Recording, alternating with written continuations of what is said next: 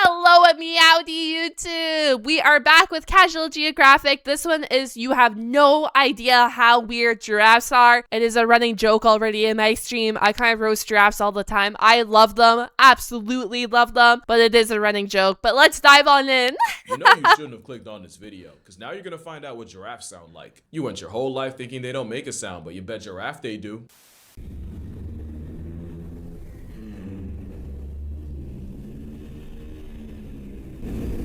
We used to think giraffes It sounds like just very low pitched. I don't know. were like the G in lasagna or post-2011 Osama, dead silent, and scientists swore that an animal with that neck situation would be physically incapable of generating enough airflow to say Look at anything that. audible. Moral of the story, sometimes you gotta mind the business that pays you. And it wasn't until someone was in the business of paying researchers to mind the giraffes that they heard the humming of Hoist the Colors from the Pirates of the Caribbean soundtrack. Over the course of It does.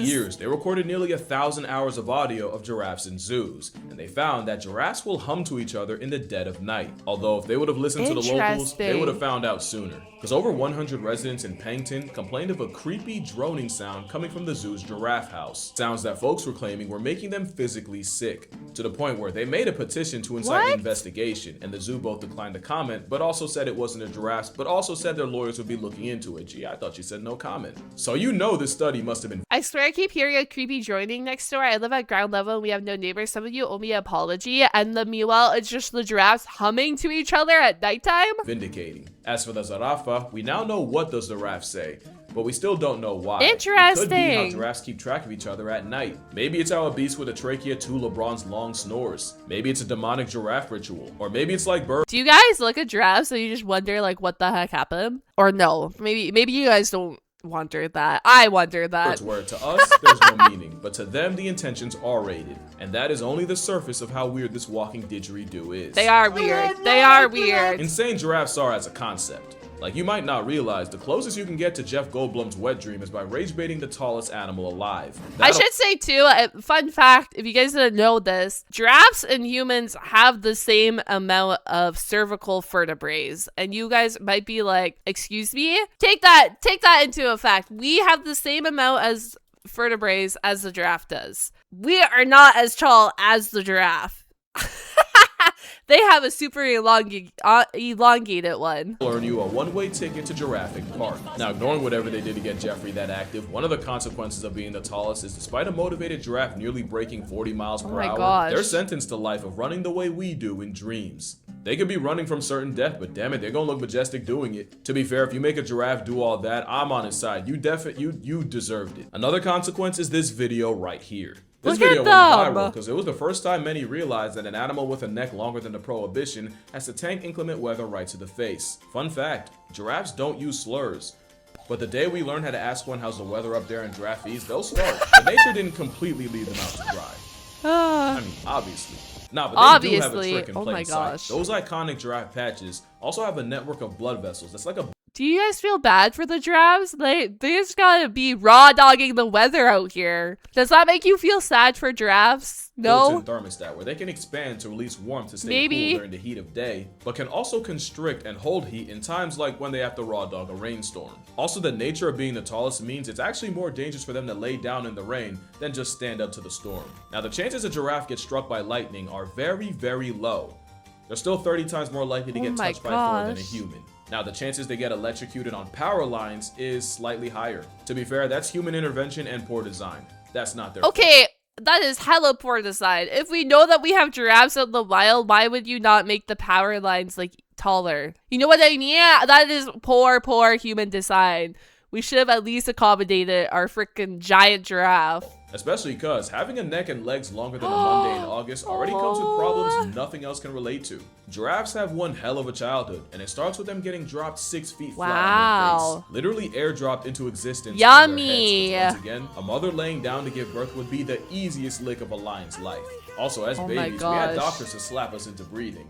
Giraffes get the ground. They just shoot them out. They just shoot the babies out like it's nothing. That's crazy. At 6 feet, 220 pounds, Zarafa Kafa can find its feet in only 30 minutes.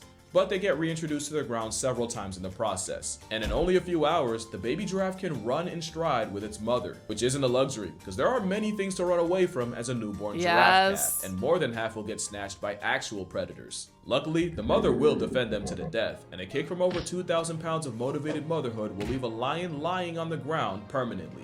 They have sharp The thing is too, like with the giraffe, it's very hard to go for the typical kill that they like to go. You know, like how they like to latch onto the neck. Very difficult to do with the freaking giraffe. The size of dinner plates, that's instant attitude adjustment to any predator. Ooh, that's a concussion. Damn. And of course, having legs higher than student loans gives them more rings than most animals are ready for. It just sucks when mama ends up being the baby's biggest op.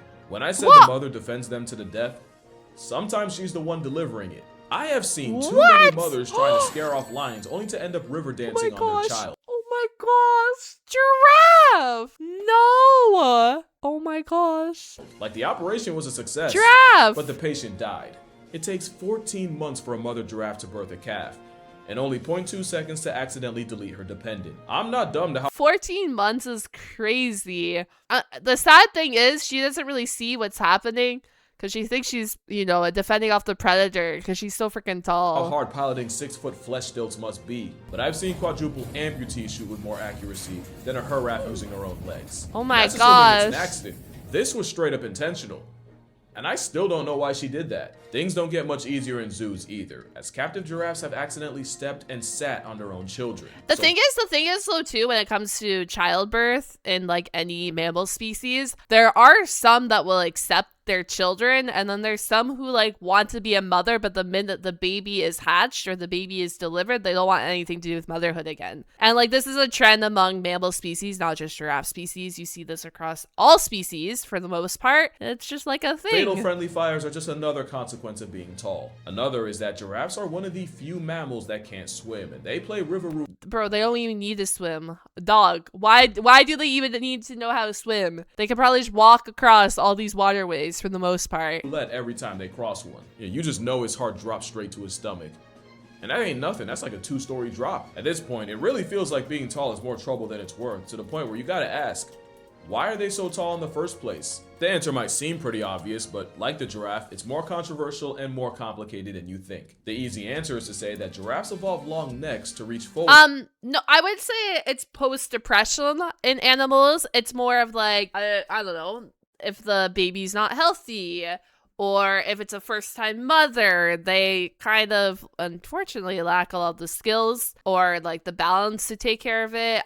Human interference, the environment can stress them as well. A scenario-dependent thing when you look into it, but you will see it among other animals than just your giraffes. That no other herbivore could. And while that might be true, I do want to clear something up. Imagine opening your bedroom window to a freaking giraffe. Real quick. Evolution's a lot of things, including a word I don't use anymore because I respect women. But what it's not is intentional. Master Oogway might have been a creationist. Evolution is a lot of accidents, actually. Basically, it's a random mutation. Look like at a slightly him. longer neck that gave an individual an edge, and with long necks seeing better reproductive success, that random mutation would have a much better chance of getting passed on. After millions, and I do mean millions of years of natural selection, long necks would become the dominant and eventually the only giraffe build. Just a series of events creating something not perfect, but just good enough to keep the wheel rolling. The Barbarossa literally lobotomizes itself with its own dental, but as long as that happens after they have kids, evolution will remain Ray Charles to it. But with giraffes, it seems straightforward, so much that when you learned about natural selection in school, the giraffe was probably the easiest example.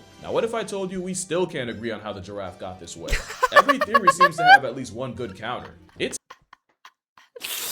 Scientists just be looking at this giraffe and they go, I don't know, he's just a giraffe, man. We just got a tall boy. I don't know why we got a tall boy, but we got a tall boy. easy to believe that the tallest giraffe would have a nutritional advantage, except the 2010s. I don't think he said they get up to 18 feet tall. I don't know if he said it. I don't remember, but if he didn't, they are pretty freaking tall. Like, you guys probably know that they're tall, but they're tall. Studies showed that in a drought, it was actually the tallest and largest giraffes that died the most. Also, some argued that if being tall was such a buff, more herbivores would have evolved the same way. Yet the taller, heavier giraffes need more water to fuel their bodies, so it makes sense that they are the first ones to perish in a drought. seems to be the only one that went down the alt-height pipeline. You know, we don't talk about this enough. And we really should. This is What? 100% responsible for a cryptid myth or two. Others say it's the built-in temperature setting that was the real driving force. A popular theory is that animals live by the 3 Fs, and the long necks, if not for food, must be for except if it was for female validation, you'd expect the males to have disproportionately longer necks. But even though the males are physically bigger, it's actually the females that have more proportionally impressive necks. Which actually led to another theory that the neck work was actually to support the female's high metabolic demands while pregnant. There's even a theory that the giraffe's neck wasn't even the main feature, that they evolved long legs first and the long neck came after so the giraffe could still reach water. Bro, they just balanced it out. They made this animal super tall and they're like, "Ow, it can't drink now. Long neck time." Maybe not the strongest theory, but for sure the funniest. But to me, there's likely no one thing, more like a combination of things driving the giraffe to be what it is now. Except I did leave one thing out, because even with feeding and forking, there's a third F word that's just as important. In 1996, I would absolutely love to go see giraffes in the wild. I think they're one animal that I would love to see in like their natural habitat. Dead relative of the giraffe was discovered in China. Discotheria looks like the modern version's reflection of the funhouse, and scientists say the thick neck and even thicker skull were used to violently headbutt each other. It's like small version. Scientists studying its anatomy say that not only would this half a giraffe have headbutted harder than any other animal, including dinosaurs, but being built like a sledgehammer and behaving like one is proof that the giraffe's neck was more about fighting than food. Interesting. And while I'm still sure it was a combination of different pressures, I can see it being for fighting. You've definitely seen giraffes fight like 2 inflatable car salesmen in a turf war. As goofy as it is, they do damage. That's exactly what those are for. Those are ossicones, not horns, but ossified cartilage. Basically, if your ears got bricked up, no mortar. Those ossicones are great for bludgeoning their opponents into oblivion. Oh my gosh. They're also good for butting a female in the bladder to make her pee so he can taste test it and assess her availability. Don't let the lower frame rate fool you. Those ossicones genuinely tear each other up. Crazy. That was the winner, by the way. Now the difference is, animals with antlers shed them once a year. That's not blood, that's moose velvet. Giraffes don't. Not just because the cones are fused to their Jurassic skull, but also giraffes breed all year round.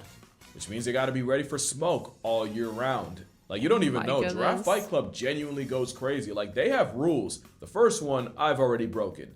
So we'll just talk about the others. Because you were talking about it. You were talking about it. It's... Bro, the fact that the leg can go even up that high as well. They're brutal as hell. It's basically boxing mixed with Mortal Kombat. Watch 2 bulls trade blows. Eventually, you'll see a giraffe feint, counter, and uppercut. Their fighting style even evolves as they mature. Younger males usually swing for the biggest target, being the ribs or the rump, but older, seasoned bulls often chip away at their matchup by targeting the legs. Not only because weakening the legs is the fastest way to fell a tower, but a giraffe that gets his leg broken is immediately disqualified from the gene pool. That's a career-ending injury for Buddy. But look at it this way. There's a lion pride that's not going to believe their luck. Giraffe fades are so devastating that they rarely even get to that point. In fact, most times, giraffes are weirdly ethical fighters, and I'm so glad I get to talk about that now.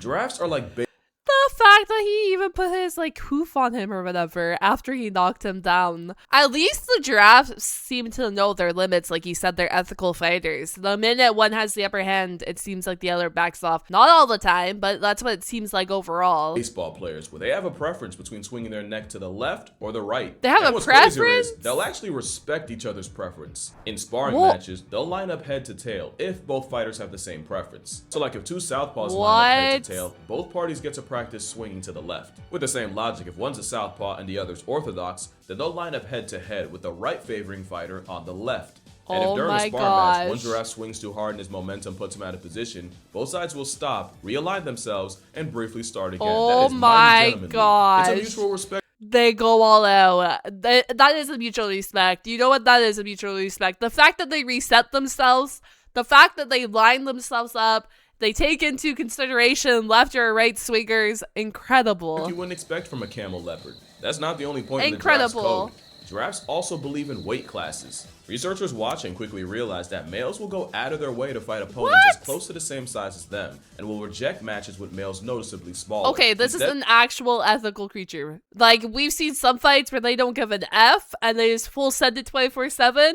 The giraffes are actually kind of ethical in the way that they're fighting. Holy. Easy win. Sparring giraffes will go for the fair fight because skill-based matchmaking is not a human concept. It is a duel. Giraffes are even known to follow the bar fight phenomenon, where if one pair starts sparring, that seems to get all the other giraffes to start running it. And rarely do you see any giraffe attempting to cheat. Arguably, the only questionable action is older bulls will sometimes interfere with and break up fights between youngerlings. Some say it's the old heads playing referee. I think it's straight hating. I'm not even kidding. Older bulls will meddle in fights, and I'm sure it's to keep any one male from getting too comfortable and confident. Because a cocky male is a problem for everyone. But yeah, that neck and those cones are good for more than just drinking from the golden fountain. And while males using maximum effort is straight blood sport, like bro is not waiting on a bell. He's waiting for him to stop breathing. For the most part, males keep it peaceful. Some say a little too peaceful. There's another interesting fact about giraffes, and before y'all get mad at me, all I ask is that y'all hear me out. Okay. Because male giraffes have a special way of making up after a fight, and that has caused controversy in ways I'm sure This can't be it. This can't be. This can't be. This can't be. This can't be. No. No. What? the giraffes did not see coming.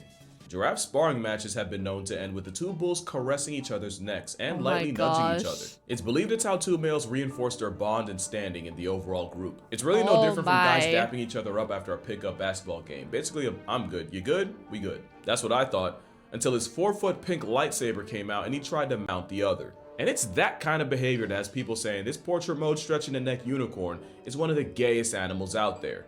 Not derogatory. Apparently, Yowie time is crazy. That's crazy. Holy, I guess.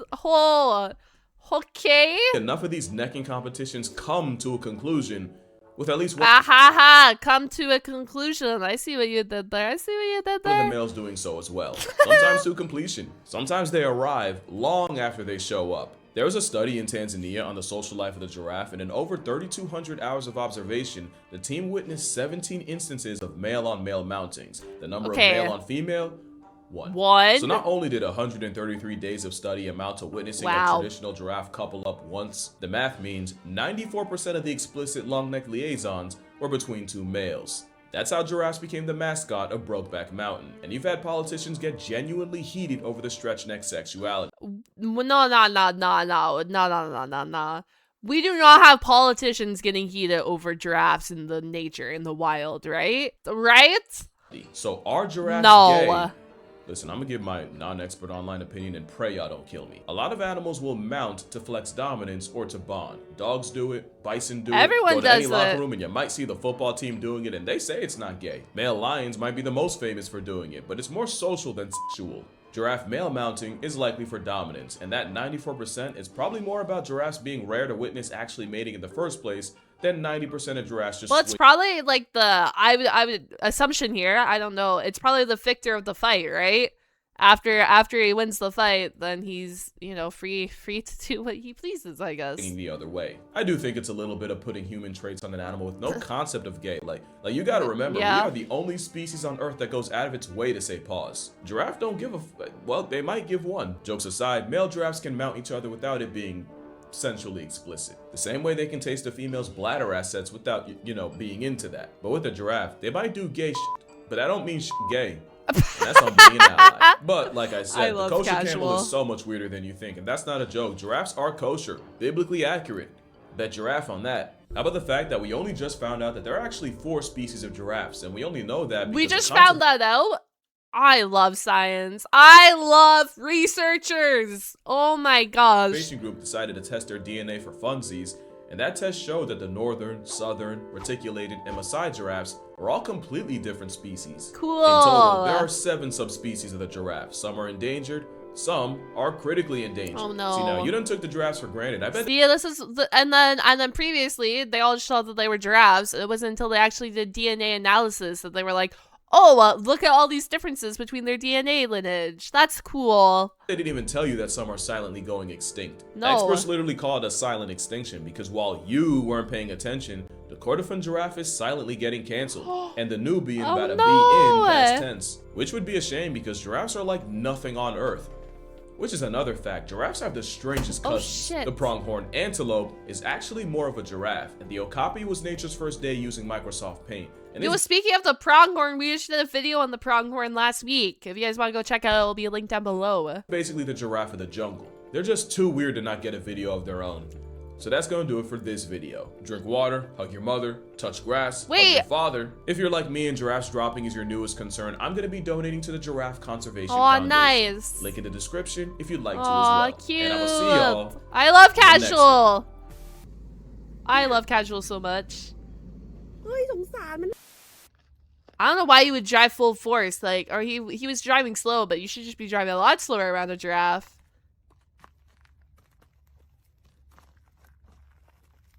Oh my gosh, look at them. I want to see a giraffe in the wild. Guys, please. One day I'll make my bucket list dream come true. Anyways, thank you guys so much for watching this video. I hope you enjoyed it. If you made it all the way to the end, comment down a giraffe emoji. Do go check out the OG original link over there on Casual Geographic. And hello, if you weren't part of my stream event, we also donated a bunch of money to the World Wildlife Fund.